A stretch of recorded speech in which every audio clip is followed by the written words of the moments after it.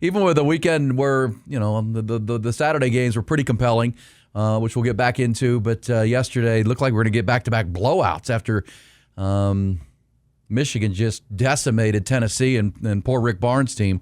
That was a 30-point blowout. There was a 21-0 run in the first half that really separated that game, and then it wasn't close. And you thought the UConn-Duke game was trending towards that with Duke up 19 in the first half. You're like, man, can we get a good game here on Sunday afternoon? I was flipping over to the golf down in Houston. The Houston Open was like, Gary Woodland's running away with it. It's like, man, we get some drama? Well, UConn and Duke delivered the drama. Here it was. Here's one more time the game winner from 35 feet on the inexplicable turnover by Duke. And then Bill Raftery, you get the call from CBS, and then the great Bill Raftery, as only he can do it. Garabet, 2 seconds. Mullins tosses it up. Oh! It's good! We're point 3. UConn goes in front. Utterly impossible. March means drama. The deflection, the reaction, and then the major onions. Who's the play-by-play voice, Jack? You know all those guys. That Eagle? Ian Eagle. Ian Eagle. God, great call. And what I'm looking at is a camera shot of Grant Hill and Bill Raftery. That's kind of poor Grant Hill. And poor Grant Hill, he's a Duke grad. He's like, well, Grant Hill, when Leitner beat Kentucky 34 years ago, he made the pass. People still don't credit him enough with a baseball pass from 70 feet that was right on the money. Any hiccup in that throw or pass that he made, like a quarterback from the end line, doesn't result in he had to be a good pass or a perfect pass so Leitner could turn and shoot. So he's watching this, but it all had to fall right for UConn. But as we'll say again, for Duke, experience meets youth, and all you can say is the youth of Duke, and John Shire is going to wear it. But at the same time, you have a 2-point lead. All you have to do is hold the ball. Yeah.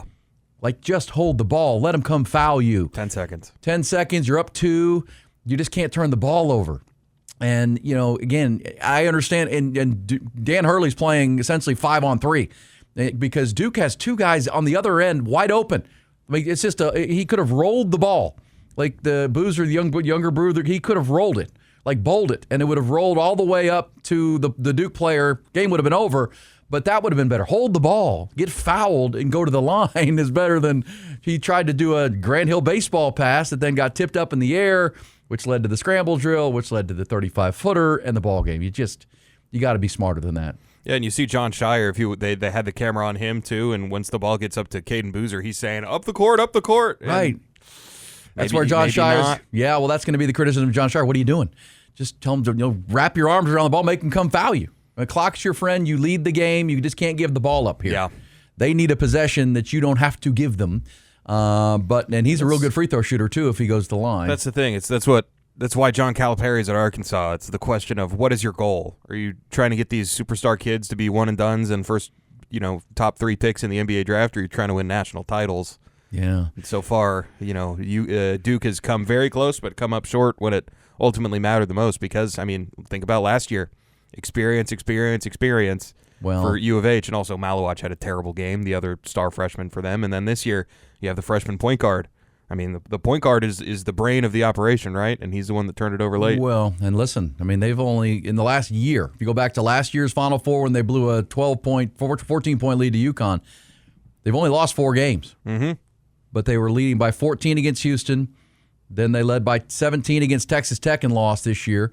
They were up by 13 against UNC and lost, and now they were up 19 and lost this game. So John Shire is going to start to hear it for sure, especially in that moment when you have the ball, you have control, you're up 2. Even though UConn made this furious rally to get back in it, you had kind of stayed it off, right? You had handled it, and all you needed to do is inbound the ball, get fouled, just don't turn the ball over, and they did. Craziness.